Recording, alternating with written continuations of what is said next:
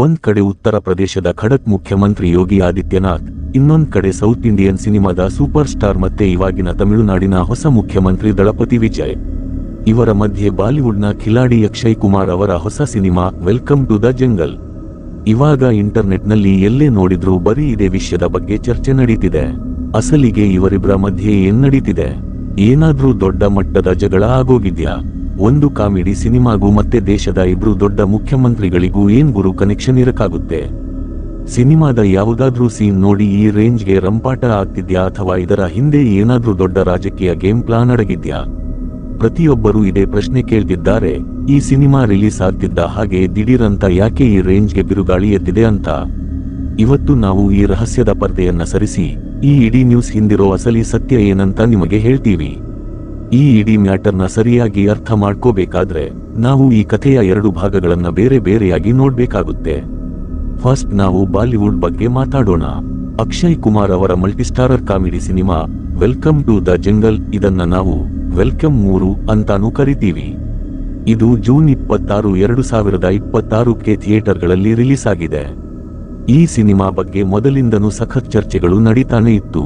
ಈ ಸಿನಿಮಾದಲ್ಲಿ 30ಕ್ಕಿಂತ ಹೆಚ್ಚು ದೊಡ್ಡ ಸ್ಟಾರ್ಗಳು ಆಕ್ಟ್ ಮಾಡಿದ್ದಾರೆ. ಅಕ್ಷಯ್ ಕುಮಾರ್ ಅಲ್ಲದೆ ಈ ಸಿನಿಮಾದಲ್ಲಿ ಸುನಿಲ್ ಶೆಟ್ಟಿ, ಪರೇಶ್ ರಾವಲ್, ಅರ್ಷದ್ ವಾರ್ಸಿ, ದಿಶಾ ಪಟಾನಿ, ರವೀನಾ ಟಂಡನ್, ಜಾಕ್ವೆಲಿನ್ ಫರ್ನಾಂಡಿಸ್, ರಾಜ್ಪಾಲ್ ಯಾದವ್ ಮತ್ತೆ ಜಾನಿ ಲಿವರ್ ತರಹದ ಎಷ್ಟೋ ದಿಗ್ಗಜ ಕಲಾವಿದರು ತಮ್ಮ ಖದರ್ ಕಾಮಿಡಿಯಿಂದ ಧೂಳೆಬ್ಬಿಸ್ತಿದ್ದಾರೆ. 20 ವರ್ಷದಿಂದ ಎಲ್ಲಿದ್ದೆ ಗುರು ನೀನು ನಮ್ಮನೇಲಿ?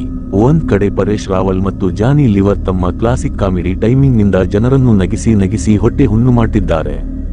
ಇನ್ನೊಂದ್ ಕಡೆ ಅರ್ಷದ್ ವಾರ್ಸಿ, ಶ್ರೇಯಸ್ ತಲ್ಪಾಡೆ ಮತ್ತು ಸುನಿಲ್ ಶೆಟ್ಟಿ ಅವರ ಡಿಫರೆಂಟ್ ಕ್ಯಾರೆಕ್ಟರ್ಗಳು ಈ ಜಂಗಲ್ನ ಕಾಮಿಡಿ ಕ್ರೇಜಿನ ನೆಕ್ಸ್ಟ್ ಲೆವೆಲ್ಗೆ ತಗೊಂಡು ಹೋಗಿವೆ. ಇಷ್ಟೊಂದು ದೊಡ್ಡ ಮತ್ತು ಸೂಪರ್ ಆದ ಸ್ಟಾರ್ ಕಾಸ್ಟ್ ಇದ್ದರೂ ಕೂಡ ಸಿನಿಮಾ ರಿಲೀಸ್ ಆಗೋಕ್ಕೂ ಮುಂಚೆನೇ ತುಂಬಾನೇ ವದಂತಿಗಳು, ರೂಮರ್ಸ್ ಹಬ್ಬಿದ್ವು. ಮೊದಲನೇ ರೂಮರ್ ಏನಪ್ಪಾ ಅಂದ್ರೆ ಸಿನಿಮಾದ ಭಾರಿ ಬಜೆಟ್ ಮತ್ತು ಸ್ಟಾರ್ಗಳ ದೊಡ್ಡ ಮೊತ್ತದ ಸಂಭಾವನೆ, ಫೀಸ್ ಬಗ್ಗೆ. ಇಷ್ಟೊಂದು ಸ್ಟಾರ್ಗಳನ್ನ ಒಂದೇ ಕಡೆ ತರೋಕೆ ಸಿಕ್ಕಾಪಟ್ಟೆ ದುಡ್ಡು ಖರ್ಚಾಗಿದೆ ಅಂತ ಹೇಳ್ತಿದ್ರು. ಇದಲ್ಲದೆ ಸಿನಿಮಾದ ಟ್ರೈಲರ್ನಲ್ಲಿ ಅಕ್ಷಯ್ ಕುಮಾರ್ ಅವರ ಕ್ಯಾರೆಕ್ಟರ್ನ ತಮಾಷೆಯಾಗಿ ಫ್ಲಾಪ್ ಆಕ್ಟರ್ ಅಂತ ಕರೆಯಲಾಗಿತ್ತು. ಇದರ ಬಗ್ಗೆ ಸೋಷಿಯಲ್ ಮೀಡಿಯಾದಲ್ಲಿ ಸಖತ್ ಟ್ರೋಲ್ ಕೂಡ ಆಯ್ತು. ಆಮೇಲೆ ಅಕ್ಷಯ್ ಕುಮಾರ್ ಅವರೇ ಖುದ್ದಾಗಿ ಬಂದು ಇದಕ್ಕೆ ಸ್ಪಷ್ಟನೆ ನೀಡಿದ್ರು. ಇದು ಬರೀ ಸಿನಿಮಾದ ಕ್ಯಾರೆಕ್ಟರ್ ಅಷ್ಟೇ, ಇದನ್ನ ರಿಯಲ್ ಲೈಫ್ಗೆ ಲಿಂಕ್ ಮಾಡಬೇಡಿ ಅಂತ ಅವರೇ ಕ್ಲಿಯರ್ ಮಾಡಿದ್ರು. ಇದರ ಜೊತೆಗೇನೆ ಸಿನಿಮಾದಿಂದ ಹಳೆ ಮತ್ತು ದೊಡ್ಡ ಸ್ಟಾರ್ಗಳು ದೂರ ಉಳಿದಿರೋ ವಿಷಯ ಕೂಡ ಹೊರಗಡೆ ಬಂತು.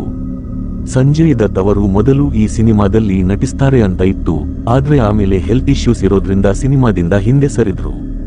ಇದೇ ತರಹ ಹಳೆ ವೆಲ್ಕಮ್ ಸಿನಿಮಾಗಳ ಜೀವ ಆಗಿದ್ದ ಮಜ್ನು ಭಾಯ್ ಅಂದ್ರೆ ಅನಿಲ್ ಕಪೂರ್ ಮತ್ತೆ ಉದಯ್ ಶೆಟ್ಟಿ ಅಂದ್ರೆ ನಾನಾ ಪಟೇಕರ್ ಕೂಡ ಈ ಹೊಸ ಸಿನಿಮಾದಲ್ಲಿ ಕಾಣಿಸಿಕೊಂಡಿಲ್ಲ.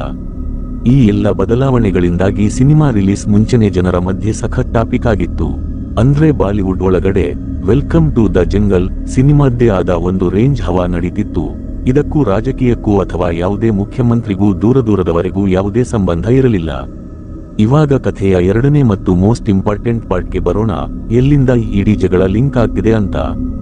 ಸೌತ್ ಇಂಡಿಯನ್ ಸಿನಿಮಾದ ಬಿಗ್ ಸೂಪರ್ ಸ್ಟಾರ್ ದಳಪತಿ ವಿಜಯ್ ಇವಾಗ ಸಿನಿಮಾಗಳಿಂದ ದೂರ ಸರಿದು ಫುಲ್ ಆಗಿ ಪಾಲಿಟಿಕ್ಸ್ಗೆ ಎಂಟ್ರಿ ಕೊಟ್ಟಿದ್ದಾರೆ.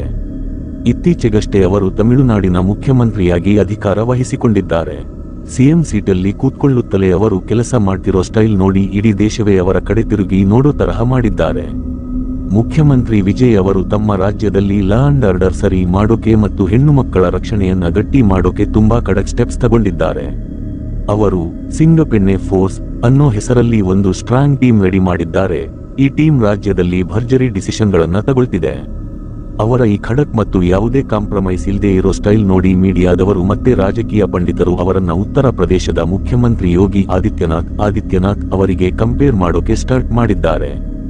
ಸಿಎಂ ಯೋಗಿ ಆದಿತ್ಯನಾಥ್ ಅವರು ಯಾವಾಗಲೂ ತಮ್ಮ ಖಡಕ್ ನಿರ್ಧಾರಗಳಿಗೆ ಫೇಮಸ್.